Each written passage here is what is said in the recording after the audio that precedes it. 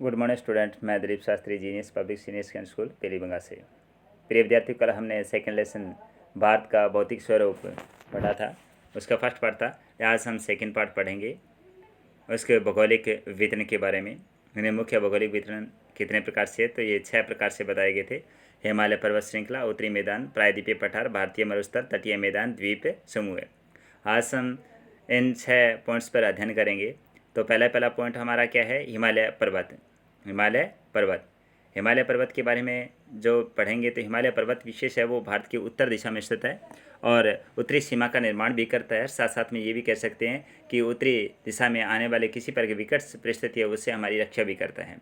भारत की उत्तरी सीमा पर विस्तृत हिमालय भूगर्भीय रूप से युवा बनावट की दृष्टि से वलित पर्वत श्रृंखला है। ये पर्वत श्रृंखला पश्चिम पूर्व दिशा में सिंधु से लेकर ब्रह्मपुत्र तक फैली है। यानी हम कह सकते हैं कि जो पर्वत श्रृंखला है वो ब्रह्मपुत्र है, अरुणाचल प्रदेश वहाँ तक फैली हुई है।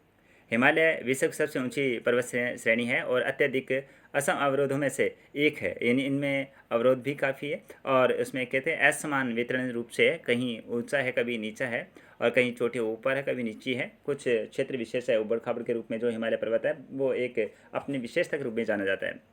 और हम ये कह सकते हैं कि हिमालय पर्वत है वो 2400 किलोमीटर की लंबाई में फैला हुआ है।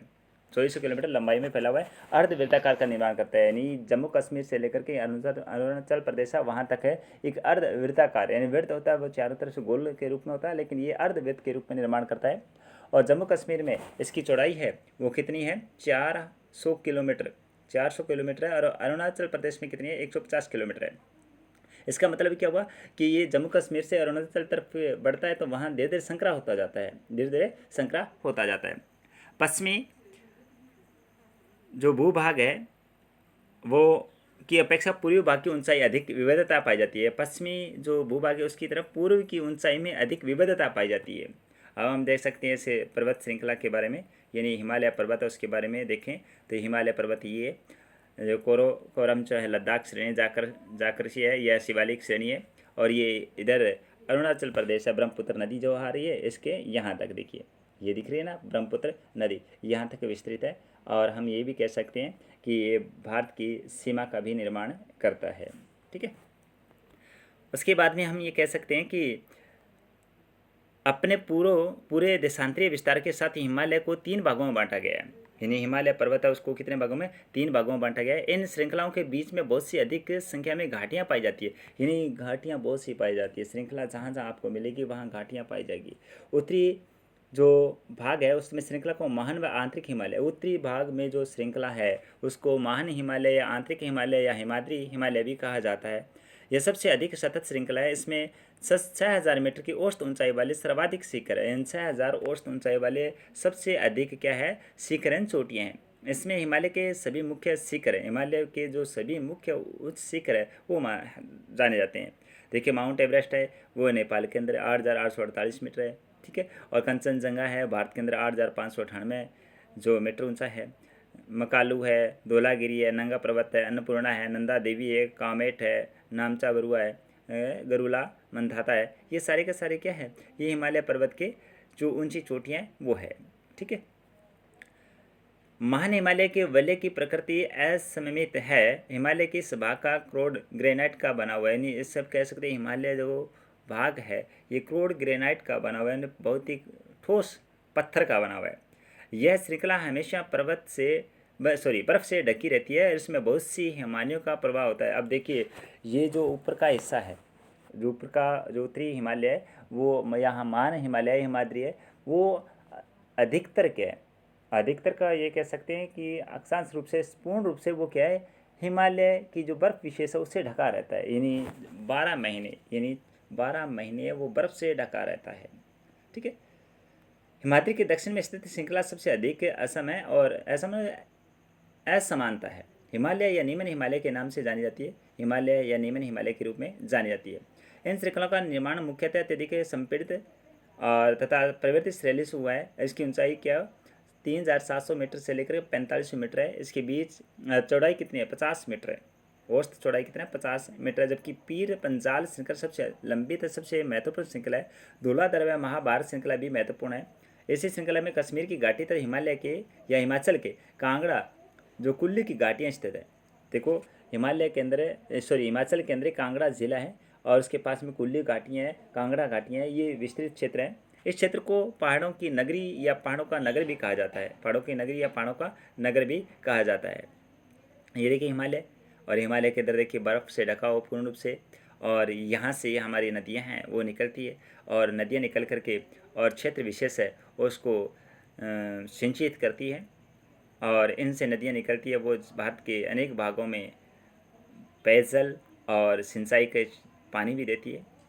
हिमालय के सबसे बाहरी श्रृंखला को शिवालिक कहा जाता है। बाहरी यानी नीचे नीचे क्षेत्र, यानी अपने कह सकते हैं कि जो नीचे वाला क्षेत्र है उसको किसके रूप में जाता है, शिवालिक पहाड़ियों के रूप में जाते हैं। इनकी चौड़ाई 10 से 50 मीटर तथा ऊंचाई क्या है 900 से लेके 1100 मीटर बीच में मानी जाती है। तो ये श्रृंखलाएं उत्तर में स्थित मुख्य हिमालय की श्रृंखलाओं से नदियों द्वारा लाई गई असंपीड़ित अवसादों से बनी है। यानी यहाँ घाटियों से बजरी, जलोढ़ मिट्टी, ये सारे के सारे अवसाद विशेष वहाँ आते हैं और वहाँ के एक मैदान विशेष बन जाता है, मैदान विशेष है वो बन जाता है। तो हम कह सकते हैं कि ये घाटियाँ बजरी व जलोढ़ की मोटी परत से ढकी हुई है और ये निम्न हिमालय से शिवालिक के बीच में स्थित लंबवत घाटी को दून के नाम से जानता है। अनेक प्रकार की दून है यहाँ, 3 प्रकार के, जैसे देहरादून, कोटली दून, पाटली दून, ये प्रसिद्ध दून है यहाँ के। और इस उत्तर दक्षिण के आंतरिक हिमालय को पश्चिम से पूर्व तक स्थित क्षेत्रों के आधार पर ही विभाजित किया जाता है। इस उत्तर दक्षिण के आंतरिक हिमालय को पश्चिम से पूर्व तक, पश्चिम से लेकर के और पूर्व तक स्थित क्षेत्रों के आधार पर बांटा जाए, विभाजित किया जाता है। इन वर्गीकरणों को नदी घाटियों की समीक्षाओं या सीमाओं के आधार पर ही किया गया है। यानी नदी और घाटियाँ उनकी सीमाओं के आधार पर इसका विभाजन किया है। नदियाँ बहती है और नदियों की सीमा विशेष है, उसके आधार पर इसका विभाजन किया गया है। उधर के सतलज सिंधु के बीच स्थित हिमालय के भाग को पंजाब हिमालय के नाम से जाना जाता है। सतलज सिंधु के बीच स्थित हिमालय भाग को पंजाब हिमालय के नाम से जाना जाता है, लेकिन पश्चिम से पूर्व तक क्रमशः इसे कश्मीर से हिमाचल हिमालय के नाम से जाना जाता है। देखो, पश्चिम से पूर्व तक क्रमशः इसे कश्मीर तथा हिमाचल हिमालय के नाम से भी जाना जाता है। सतलुज तथा काली नदियों के बीच स्थित हिमालय के भाग को कुमाऊं हिमालय के नाम से, सतलज और काली सिंधु के बीच स्थित हिमालय के भाग को किस नाम से, कुमाऊं हिमालय के नाम से भी जाना जाता है। ठीक है जी। उसके बाद में सतलुज तथा काली नदियों के बीच स्थित हिमालय को किस नाम से, कुमाऊं हिमालय के नाम से जाना जाता है। काली तथा तीस्ता नदी जो नेपाल हिमालय का है, और तीस्ता व दिहांग नदियां असम हिमालय का सीमांकन करती है। हिमालय कुछ क्षेत्रीय नाम है, उनके बारे में हम पता करेंगे और इसके बारे में अध्ययन भी करेंगे। ब्रह्मपुत्र हिमालय के सबसे पूर्वी सीमा बनाती है। ब्रह्मपुत्र हिमालय वो क्या करता है कि सबसे पूर्वी सीमा बनाती है। दिहांग महाखंडन गार्ज के बाद हिमालय दक्षिण की ओर एक तीखा मोड़ बनाते हुए भारत की पूर्वी सीमा के साथ फैल जाता है। इसे पूर्वांचल व पूर्वी पहाड़ी तथा पूर्वज श्रृंखला के नाम से जाना जाता है। ठीक है। अब ये पहाड़ियाँ क्या है, उत्तर पूर्वी राज्यों से होकर के गुजरती है। उत्तर और पूर्व राज्य है वहाँ से होकर के गुजरती है। मजबूत बलुआ पत्थरों अवसादी सेल, क्योंकि वहाँ क्या है जो अपने कह सकते हैं कि ब्रह्मपुत्र नदी है, वो अन्य नदियाँ, गंगा नदी है, ये क्या करती है अपने साथ में जलोढ़ मिट्टी लेकर आती है, यानी मिट्टी ऊपर से लेकर आती है, वो वहाँ के एक मैदान बना देती है, मैदान बना देती है। वो एक उपजाऊ मैदान भी है और उसके बाद ऊपर का पत्थर का बाहर से अवसादी सेल भी है ऊपर बनी हुई, तो वो सारा का सारा क्या ऊपर की मिट्टी है वो सारी नीचे आ जाती है। ये घने जंगलों में ढकी है तथा अधिकतर समांतर श्रृंखलाओं व घाटियों के रूप में फैली है। पूर्वांचल से पटकाई, नागा, मिजो तथा मणिपुर पहाड़ियाँ शामिल है। पूर्वांचल में क्या है, पटकाई और नागा, मिजो और मणिपुर पहाड़ियाँ शामिल है इसके अंदर। देखिए यहाँ देखिए इस हिमालय की वादी को देखा जाए तो हरी भरी वादी है, हरी भरी वादी है। ये क्या सारी के सारी क्या है, एक अपने कह सकते हैं वन के रूप में, घने जंगल के रूप में ढकी हुई है, घने जंगल के रूप में भी ढकी है। ये ढकने के कारण क्या कि यहाँ जो मैदान विशेष है वो बना हुआ है, मैदानी क्षेत्र के रूप में बना हुआ है। इसकी मिट्टी है विशेष उपजाऊ के रूप में जानी जाती है, जिसके कारण से ये वृक्ष विशेष है, या आपने कह सकते हैं कि जो जंगल है उसका विस्तार काफ़ी देखने को मिलता है। उत्तरी मैदान, उत्तरी मैदान 3 प्रमुख नदियाँ जो प्रणाली है, सिंधु, गंगा तथा ब्रह्मपुत्र, इसकी शाखाएं नदियों से बना हुआ है। उत्तरी मैदान है 3 प्रमुख नदियाँ, सिंधु, गंगा, ब्रह्मपुत्र तथा उसकी शाखा नदियों से बना हुआ है।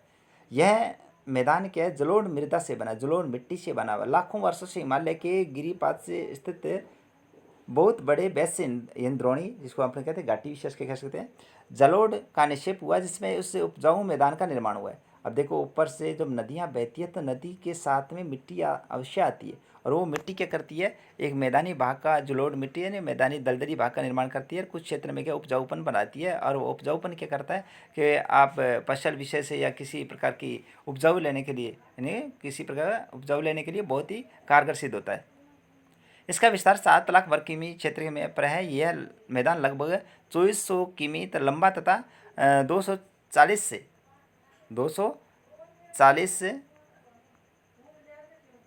से 300 किमी चौड़ा है। 240 से 300 किमी चौड़ा है। यह सघन संख्या वाला भौगोलिक क्षेत्र, सघन संख्या वाला भौगोलिक, क्या इस क्षेत्र में सबसे ज़्यादा जनसंख्या घनत्व है। ठीक है।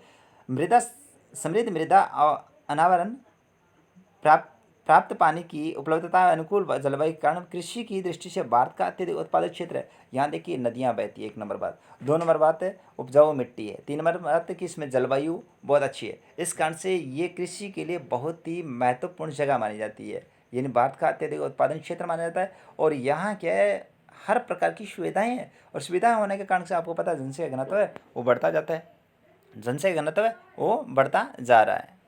ठीक है।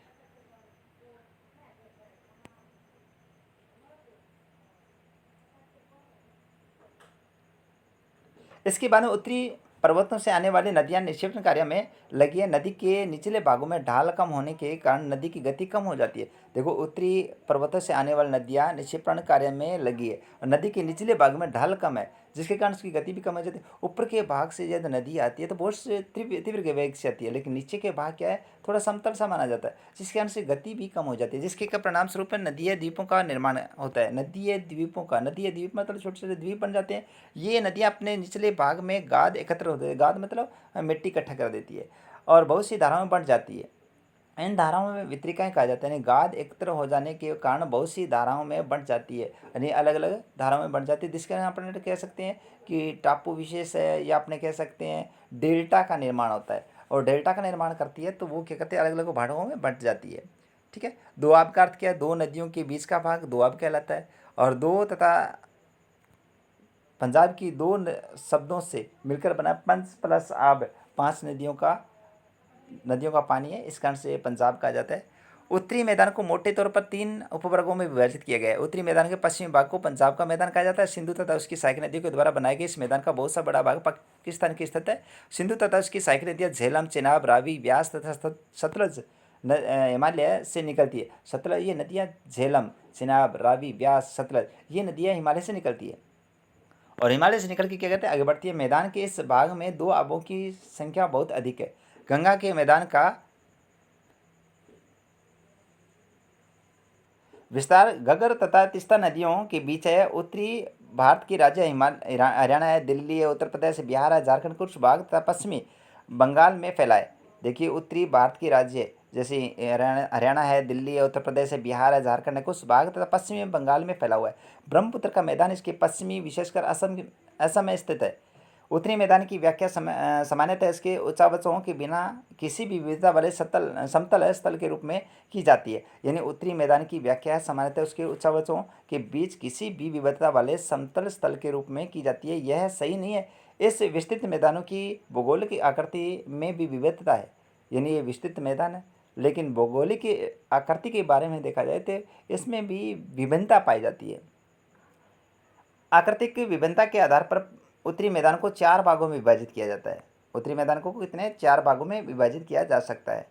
नदियाँ पर्वतों के नीचे उतरती समय शैवालिक ढाल 8 से 10 किमी की चौड़ी पट्टी सी गुटिया का निष्पन्न करती है। इसे भाबर के नाम से भी जाना जाता है। सभी सरिताएं इस भाबर पट्टी से विलुप्त हो जाती है, और इस पट्टी के दक्षिण में से सरिताएं नदियाँ पुनः निकल जाती है। इसके नाम से दलदली क्षेत्र का निर्माण करते हैं, जिसे तराई कहा जाता है। तराई यानी छोटे छोटे क्षेत्र पानी की जो बनती है, और यह वन्य प्राणियों के भरा घने जंगलों का क्षेत्र है। बंटवारे के बाद पाकिस्तान में आए शरणार्थियों को कृषि योग्य भूमि उपलब्ध कराने के लिए इस जंगल को काटा जा चुका है, और इस क्षेत्र में दुधवा राष्ट्रीय पार्क की स्थिति ज्ञात की जाती है। दुधवा राष्ट्रीय पार्क की स्थिति भी इसी यहाँ से प्राप्त होती है।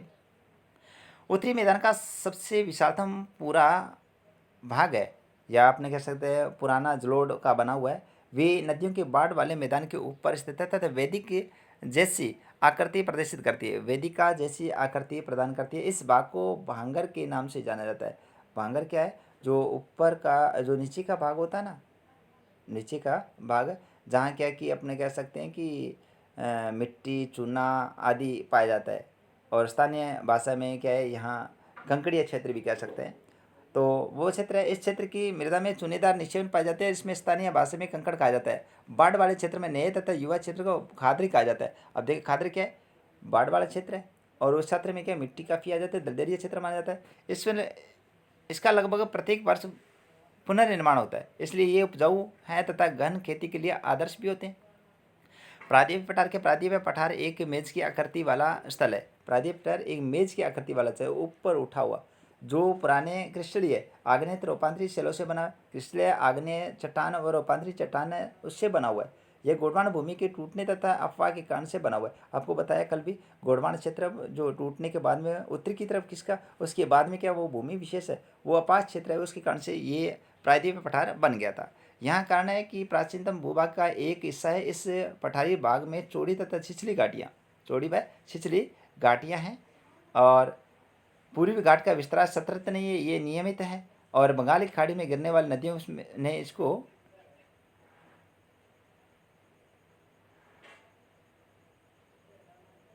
गोलाकार पहाड़ियाँ। इस पहाड़ी पठार के दो मुख्य भाग है, मध्य भूमि तथा दक्षिण का पठार। नर्मदा नदी के उत्तर में प्रायद्वीप पठार का वह भाग जो कि मालवा पठार के अधिकतर भागों पर फैला है, इसे मध्य उच्च भूमि के नाम से जाना जाता है। विंध्य श्रृंखला दक्षिण में उच्च भूमि तथा उत्तरी पश्चिम में अरावली से घिरी है। पश्चिमी यह धीरे धीरे राजस्थान में बलुई तथा पथरीले मरुस्थल में मिल जाता है। इस क्षेत्र को बहने वाली नदियाँ चंबल, सिंध, बेतवा, केन दक्षिण पश्चिमी से उत्तरी पूर्वी की तथा बहती है। इस प्रकार के इस क्षेत्र को ढाल को दर्शाता है। यह मध्य उच्च भूमि पश्चिम में चौड़ी लेकिन पूर्व में संक्रिय। इस पठार में पूर्वी विस्तार को स्थानीय रूप में बुंदेलखंड तथा बघेलखंड के नाम से भी जाना जाता है। इसके और पूर्व में विस्तार से दामोदर नदी तथा प्रवाहित छोटा नागपुर पठार दर्शाता है।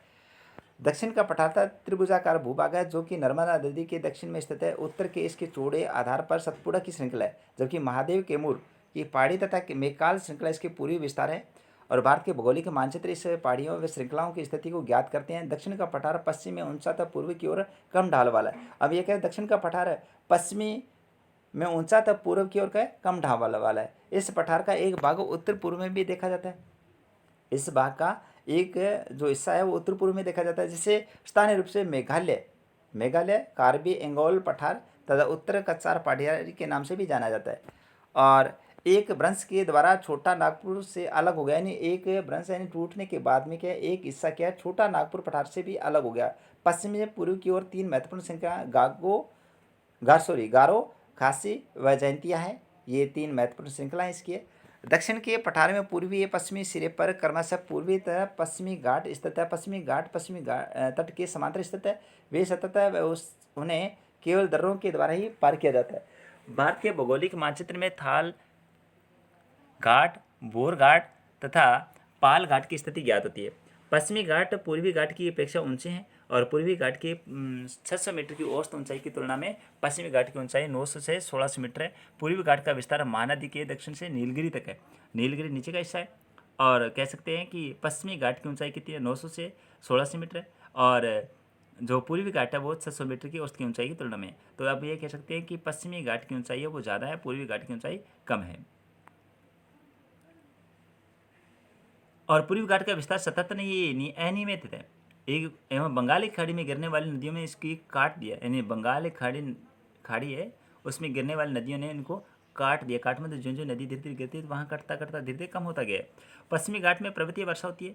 पश्चिमी घाट में किसकी पर्वतीय वर्षा होती है और यह वर्षा घाट के पश्चिमी ढाल पर आर्द्र हवा से टकराकर ऊपर उठने के कारण से होती है। पश्चिमी घाट को विभिन्न स्थानीय नामों से जाना जाता है। पश्चिमी घाट की ऊंचाई उत्तर से दक्षिण की ओर बढ़ती जाएगी। पश्चिमी घाट है उसकी ऊंचाई हमेशा बढ़ती जाती है। इस भाग के शिखर ऊंचे हैं, जैसे अनाईमुड़ी 2695 मीटर है तथा डोडा बेटा ये 2633 मीटर है। पूर्वी घाट का सबसे ऊंचे शिखर महेंद्रगिरी है जो 1500 मीटर है। पूर्वी घाट की दक्षिण पश्चिमी के सेवराय तथा जावेरी की पहाड़ियाँ हैं वो स्थित है। अंडमंडल जिसे ऊटी के नाम से जाना जाता है, ऊटी क्षेत्र है वो काफ़ी फेमस है, वो ऊटी के नाम से है। कोडाईकनाल जैसे प्रसिद्ध पहाड़ी नगरों की स्थिति है मानचित्र में, जैसे ऊपर ज्ञात किया था हमने। प्रायद्वीप पठार की एक विशेषता यहाँ है कि पाई जाती है कि काली मिट्टी है यहाँ, दक्कन ट्रैप के नाम से जानी जाती है, और उत्पत्ति है ज्वालामुख से हुई इसकी, और शैल आग्नेय है इसका, और शैली का समय के साथ अपर्दन भी हुआ था, और काली मिट्टी का निर्माण हुआ था। अरावली की पहाड़ियाँ प्रायद्वीप पठार की पश्चिमी उत्तरी पश्चिम किनारे पर स्थित है। ये बहुत अधिक अपर्दित व खंडित पहाड़ियाँ हैं। ये गुजरात से लेकर दिल्ली तक दक्षिणी पश्चिमी तथा उत्तरी पूर्वी दिशा में फैली हुई है। ठीक है, भारतीय मरुस्थल इसके बारे में विद्यार्थियों कल चर्चा करेंगे। और